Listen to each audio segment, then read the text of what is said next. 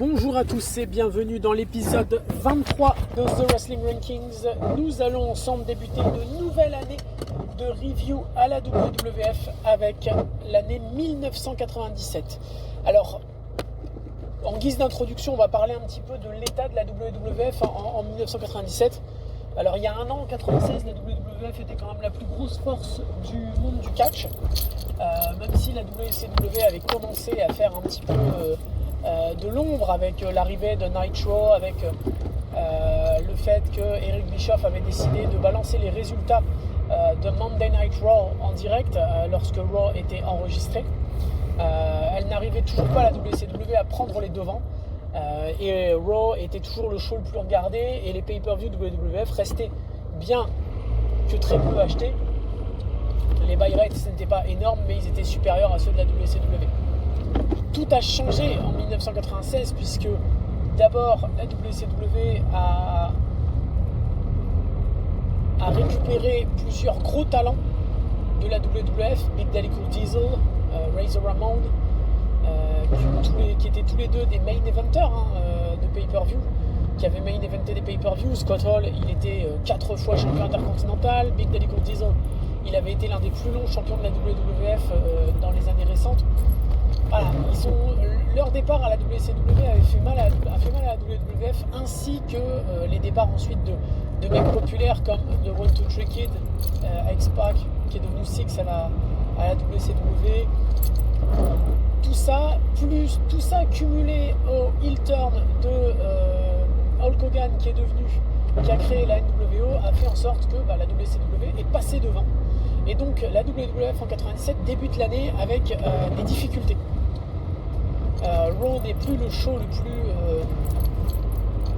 incroyablement regardé. Il est même battu à l'heure actuelle par Nitro. Nitro en 96 a débuté sa série historique de 84, je crois. 84 shows consécutifs où Nitro va battre Raw dans les ratings.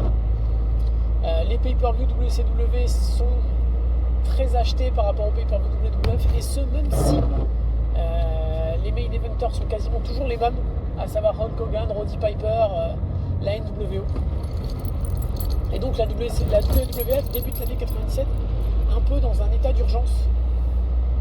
On a vu la fin de l'année 80, vers la fin 96 que le début du changement vers l'Attitude Era a commencé. C'est pas encore les grandes heures qu'on va avoir fin 97, début 98, mais on voit bien que les combats sont un tout petit peu plus violents.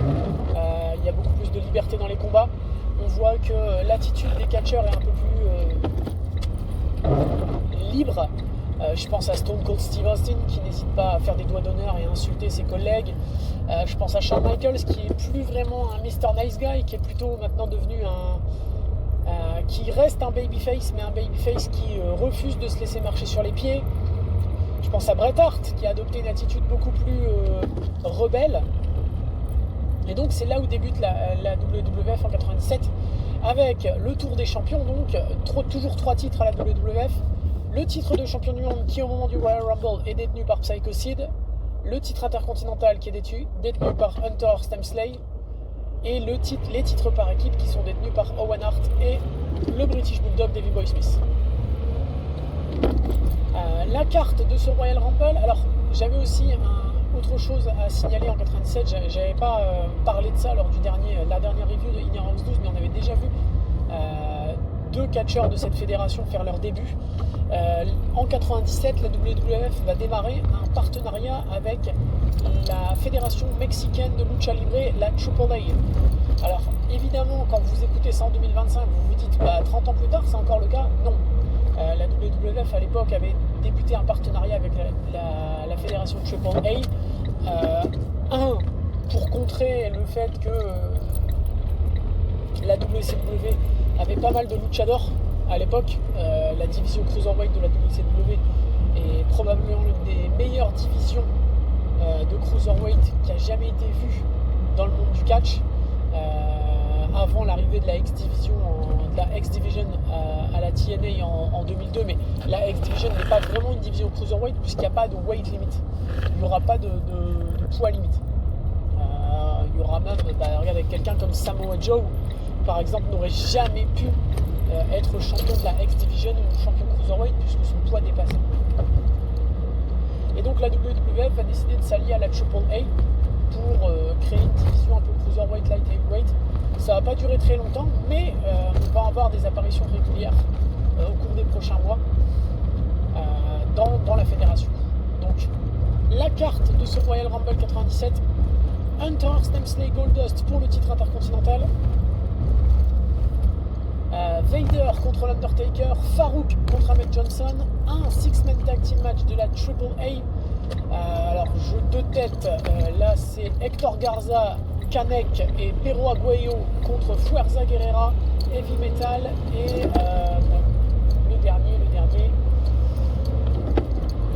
le dernier je l'ai oublié, dommage. Fuerza Guerrera, ouais je l'aurais pas là de tête, je sais que c'est Heavy Metal, Fuerza Guerrera et un troisième homme dans un six-man tag team match avec les règles de la lucha libre. Et enfin, le Royal Rumble match et le vainqueur se mérite un match de championnat du monde à WrestleMania 13. Et dans le main event, l'enfant chéri Shawn Michaels, le kid de San Antonio, où a lieu le pay-per-view aujourd'hui, challenge Psycho Sid dans un rematch pour le titre de la WWF. On commence avec le match de championnat intercontinental, Triple H contre Goldust.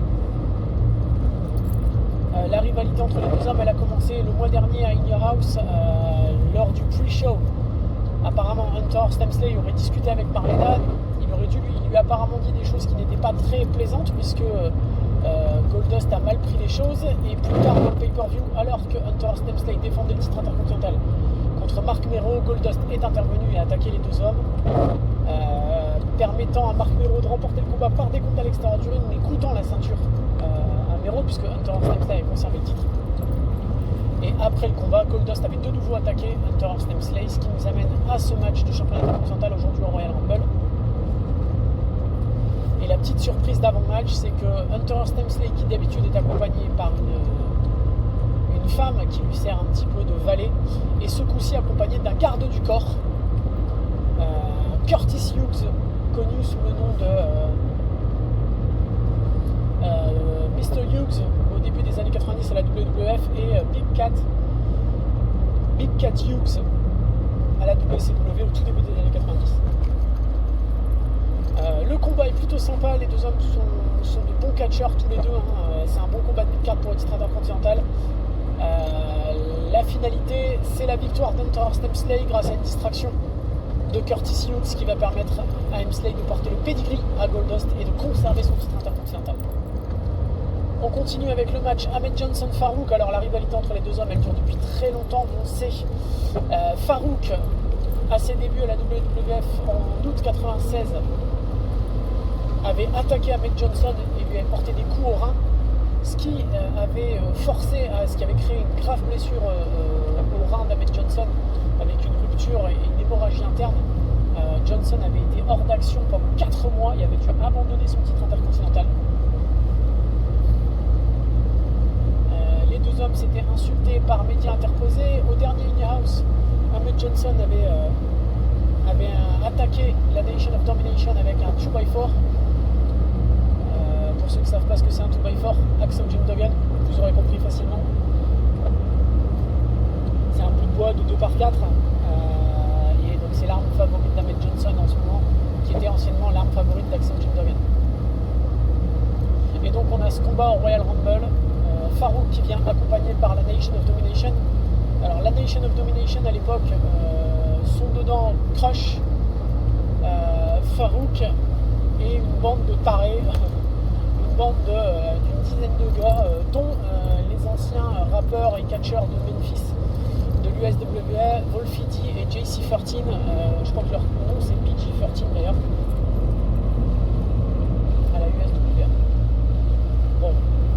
Le combat n'a rien d'exceptionnel. Johnson et Farouk ne sont pas des catcheurs réputés pour être d'excellents techniciens, mais on a bien cet esprit de rivalité entre les deux. Ça commence pas avec des côtés catchesques, hein, ça commence directement à se mettre des droites, à se frapper avec des ceintures, etc. Ahmed Johnson remporte le match par disqualification après intervention de Crush, qui qui attaque de nouveau, qui attaque à Johnson et l'empêche de remporter le combat, par tomber. Après le combat, Johnson et la Nation of Domination continuent à s'attaquer à l'extérieur du ring et Johnson va porter son Pearl River Plunge à travers une table à l'un des sous-fifres de la Nation of Domination qui est un catcheur, mais qui à l'époque n'est pas sous contrat de catcheur avec la WWF, qui n'est nul autre que le futur D'Lo Brown, qui à l'époque sert de sorte de garde du corps à Farouk puisqu'il porte un costume et reste aux abords du ring durant les combats de la Nation of Domination. Après cela, on passe au combat Vader-Undertaker. Pas trop de rivalité entre les deux, juste les deux hommes qui s'aiment pas, voilà, tout simplement.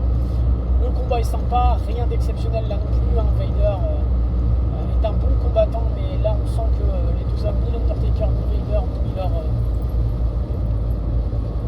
leur boots d'excellence. Ils auront un bien meilleur combat plus tard dans l'année, on en reparlera. La fin du combat voit une intervention de Paul Bearer qui arrive en ringside. Alors on se demande pourquoi, puisque il n'est plus le manager de l'Undertaker et que Vader à l'époque était toujours sous contrat avec Jim Cornette, même si Jim Cornette n'apparaîtra plus trop en tant que manager à la WWF en 97. Bearer évidemment va distraire l'Undertaker qui va immédiatement s'attaquer à lui. Malheureusement pour lui, ça va permettre à Vader de prendre l'avantage et à la fin du combat, Paul Bearer va se jeter sur l'Undertaker avec l'urne et lui asséner un énorme coup d'urne sur la tête, ce qui va permettre à Vader de remonter le Deadman sur le ring et de porter le Vader Bomb pour la victoire. Après le combat, l'Undertaker, qui sera très mécontent de cette défaite, va porter un chokeslam à l'arbitre qui va évidemment qui n'a rien demandé mais qui se fait démolir. On passe au Six-Man Tag Team Match Lucha Libre. Bon. Quand on veut, quand on veut rivaliser avec le Cruiserweight de la WCW ou même avec le catch mexicano-japonais technique de la que ce soit de la WCW ou de la ECW à l'époque, on choisit des bons catcheurs. Le problème là à la WWF, c'est que pour le Six-Man Tag Team Match, ils ont choisi des mecs qui ont tous à peu près 40-45 ans d'âge mental. À part 2-3 juniors, les autres sont tous des mecs qui ont 60 balais. Du coup, ça donne pas un combat très fantastique, quoi. Et sincèrement, le combat est loin d'être passionnant. Il y a beaucoup de botch. Ce qui est logique, j'ai envie de dire, dans un combat un peu mexicain, aérien, etc. Parce que il y a souvent des moments où on se loupe. Je pense, regardez, In Your House 12. Je vous ai vanté les mérites du combat Marc Mero, du combat Flash Fun Cliff Cassidy. Pourtant, il y avait des botches dedans. Mais c'est des botches qui passent. Là, sincèrement, les botches du combat Mexicanos, là, franchement, ils sont catastrophiques. On voit bien que c'est des mecs qui font encore ça parce qu'ils sont populaires au Mexique, etc. Mais quand on veut utiliser ça pour rivaliser avec la WCW, ça ne donne pas envie. Vous mettez ce Six-Man Tag Team Match en face d'un combat Rey Mysterio, Juventud Guerrera à la WCW, les gens vous rionnez en disant c'est ça votre compétition en fait. Donc oui, rien d'exceptionnel. L'équipe Guerrera, Canek, l'équipe Garza, Canek, Aguayo remporte le match. C'est Aguayo, je crois, qui fait le tombé sur Heavy Metal. Mais voilà, rien vraiment d'extravagant dans ce match. On passe au Royal Rumble. Alors, vous connaissez les règles, je ne vais pas vous les répéter. 30 catcheurs. Cette année, l'entrée se fait toutes les minutes 30. Ce qui donne un combat assez rapide. Mais comparé à l'an dernier, on avait eu des débuts et on avait quand même un panel de stars assez intéressant. Là, cette année, c'est pas fou. C'est pas fou. C'est loin d'être le meilleur Royal Rumble. Je ne me rappelle plus la note que j'ai mis au Royal Rumble de 95, mais je crois que j'ai mis la même note à ce Royal Rumble là.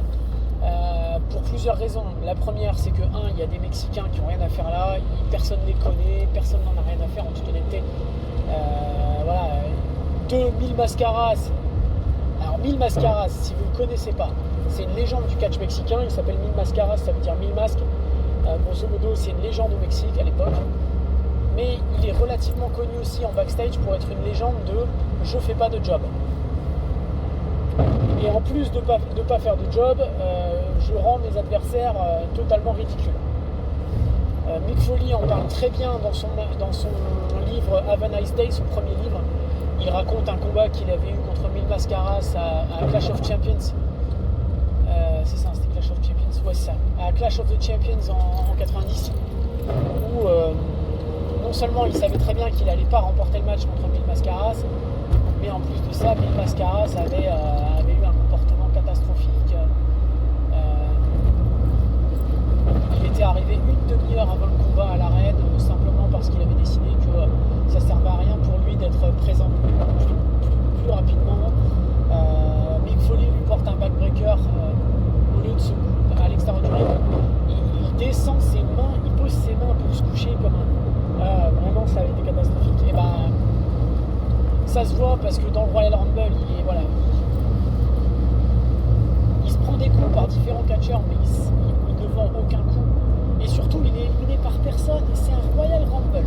C'est une bataille royale. S'il y a bien un moment dans ta carrière où tu peux perdre le combat sans que ça ne porte préjudice à ta carrière, c'est ce moment-là. Mais non, même là au Royal Rumble, il ne perdra pas puisqu'il s'auto-élimine. Il s'auto-élimine quand il élimine deux catcheurs mexicains. Je crois qu'il y a Cybernetico et peut-être le Latin Lover qu'il balance par-dessus la troisième corde. Et ensuite, il monte sur la troisième corde et il saute. Et donc du coup il s'auto-élimine et c'est catastrophique, c'est la pire élimination possible. Et le pire c'est que c'est déjà arrivé, alors en plus c'est déjà arrivé plus tôt dans le pay-per-view et dans le match, puisque Ahmed Johnson s'est lui aussi auto-éliminé du Royal Rumble quand Farouk est venu aux abords du ring le distraire. Là encore ça passe, mais quand tu fais deux fois la même chose dans le Royal Rumble à quelques minutes d'intervalle, c'est très mauvais, c'est ridicule, ça n'a aucun sens. Sinon, que dire, il n'y a pas de surprise dans ce Royal Rumble, pas d'entrée, pas de début à la WWF, pas de retour. Là où 96 avait vu le retour de Shawn Michaels, les débuts de Big Van Vader, là on n'a rien. Et on a des gars qui n'ont rien à faire dans un Royal Rumble. Jesse James, les Mexicains... Voilà, c'est Bart Gunn qui se fait éliminer en quelques secondes par un stoner. Mais voilà. L'histoire de ce Royal Rumble, en plus, le final est très controversé puisque Stone Cold Steve Austin va se faire éliminer par Bret Hart. Sauf que comme les arbitres étaient occupés à séparer Mankind et Terry Funk qui sont en train de se foutre sur la tête dans la rampe d'entrée, ils ne voient pas l'élimination de Stone Cold Steve Austin, qui du coup re-rentre sur le ring, élimine Vader et l'Undertaker qui sont en train de se battre sur le côté gauche et qui ne l'ont pas vu se faire éliminer et elles n'ont pas vu arriver. Pendant ce temps-là, sur le côté droit, Bret Hart élimine le faux Diesel, l'imposteur Diesel, et du coup Bret Hart pense avoir remporté le Royal Rumble, sauf que Stone Cold Steve Austin l'élimine derrière et les arbitres l'annoncent comme le vainqueur du Royal Rumble. Et donc Stone Cold Steve Austin est le challenger numéro 1 au titre de la WWF pour WrestleMania 13. Évidemment, tout ça va changer puisque quelques jours plus tard à Raw, Gorilla Monsoon va dire que, évidemment, au vu des images, on ne peut pas accepter que Steve Austin ait remporté ce combat. De ce fait, même s'il ne peut pas lui retirer la victoire du Royal Rumble, il peut lui retirer le title shot et il va mettre le title shot en jeu au prochain In Your House. Je vous expliquerai ça lors du In Your House. Là aussi, en plus, c'est pas cohérent parce que, pour vous spoiler, le In Your House va reprendre les 4 dernières superstars dans le ring au moment où Steve Austin remporte, c'est-à-dire Undertaker, Vader, Bret Hart, Steve Austin. Sauf que si on conserve Undertaker et Vader qui se font éliminer par Steve Austin, et ben on doit conserver Diesel parce que alors que l'Undertaker et Vader se sont déjà fait éliminer, Diesel est encore dans le ring avec Bret Hart. Donc Diesel aurait dû participer et il n'y participe pas. Et donc là c'est dommage. C'est pour moi un peu l'incompréhension. Et le dommage. Mais je comprends l'idée de donner toujours cette impression que Bret Hart s'est fait arnaquer, mais j'ai du mal avec cette idée de laisser Steve Austin être le leader de quelque chose. D'être le vainqueur de quelque chose, parce que dans ce cas-là, il ne doit pas le remporter ce Royal Rumble. On dit que le Royal Rumble a été remporté par personne et basta, ou alors on met Diesel dans le jeu. Voilà, c'est un peu la WWF qui essaye de mettre des trucs un peu compliqués, des décisions différentes, qui essaye de faire les choses différemment, mais qui a du mal à les expliquer. On termine donc avec le main event, Psycho Sid contre Shawn Michaels pour le titre de la WWF. Alors je vais être très honnête avec vous, le combat est du même niveau que le combat des Survivor Series. Sid a toujours une offense, une attaque catastrophique, avec des punchs qui ressemblent à rien, vraiment c'est ni fait ni à faire ce que Sid fait dans un ring. Je comprends même pas qu'il ait eu autant de succès dans sa carrière, parce que vraiment ça a l'air tellement faux, ses attaques, ses coups de poing, ses coups de pied, etc. Et il va passer son temps à s'attaquer au dos. La seule chose, c'est qu'il va passer son temps à s'attaquer au dos de Shawn Michaels. Donc c'est bien, il a décidé de prendre un truc en grippe. Et là, il va passer vraiment son temps. Mais quand je vous dis qu'il va passer son temps, ce sera camel clutch sur camel clutch, seated chin lock, donc des prises de tête arrière avec un genou dans le dos. Il va en faire 2-3 d'affilée. Et après, il va enchaîner avec un bear hug. Il va nous porter 1 ou 2 fois des bear hugs. Ouais, au bout de la 8e prise de soumission du dos, on a compris que tu avais envie d'attaquer le dos. Essaye au moins d'être un peu plus original. Porte des back suplex, des back breakers, des sidewalk slams, va le taper dans le ring à l'extérieur, j'en sais rien, mais bon, fais pas que porter des camel clutch, des back breakers, des bear hugs et compagnie. Mais ce qui sauve ce combat, et c'est pas Shawn Michaels, même si bravo à Michaels, parce qu'il a une tête de déterré. On a l'impression qu'il n'a pas dormi depuis 6 mois, qu'il a fumé tous les spliffs du monde entier, il en a fumé une quinzaine. Voilà, c'est incroyable. Sauf qu'en réalité, Michaels avait la grippe jusqu'au matin de l'événement, avec une forte fièvre, etc. Et donc dans son livre, Michaels explique qu'il va passer sa journée à dormir dans le bureau de Vince McMahon, dans le bureau de Vince McMahon, qui du coup, pour mettre en place le pay-per-view, va se mettre dans un autre bureau. Donc le fait que Michaels arrive à faire 25 minutes dans le ring alors qu'il a une grippe monstrueuse, c'est beau. On applaudit souvent Ric Flair qui faisait des 60 minutes avec des gueules de bois pas possibles, mais là le fait que Michaels fasse 25 minutes avec une grippe, c'est pas mal aussi. Donc ce qui sauve vraiment ce match, c'est l'ambiance. On est devant un public de 60 000 personnes. 60 000 personnes à l'Alamo Dome de San Antonio qui veulent tous que Michaels remporte le titre. Et donc forcément l'ambiance elle est exceptionnelle. Et donc c'est ça qui vraiment permet au match de se maintenir comme un bon match. C'est loin d'être un bon match catchesquement parlant, mais l'émotion, les fans, la célébration d'après-match pour Shawn Michaels permet à ce match-là de passer du côté du bon match. Donc voilà, ce pay-per-view se termine avec la victoire de Shawn Michaels qui remporte donc son 2e titre de la WWF. Somme toute, un bon Royal Rumble. On n'est pas au même niveau que 96, mais on n'est pas trop mal non plus. C'est pas un mauvais pay-per-view. C'est dans le top 15 des meilleurs pay-per-view depuis que j'ai commencé les reviews en tout cas. Et ça permet à la WWF de bien commencer l'année. On se donne rendez-vous dans quelques temps avec le pay-per-view In Your House 13, The Final Four, qui aura lieu en février. En attendant, je vous rappelle que vous pouvez vous abonner à la chaîne TikTok et à la chaîne YouTube pour avoir toutes les nouveautés. N'hésitez pas à le faire, à laisser des likes, des commentaires si vous voulez. Ça fait toujours plaisir d'avoir un retour de votre part. Et je vous dis, prenez soin de vous et à ciao, bon dimanche. Salut les gars et les girls, hein.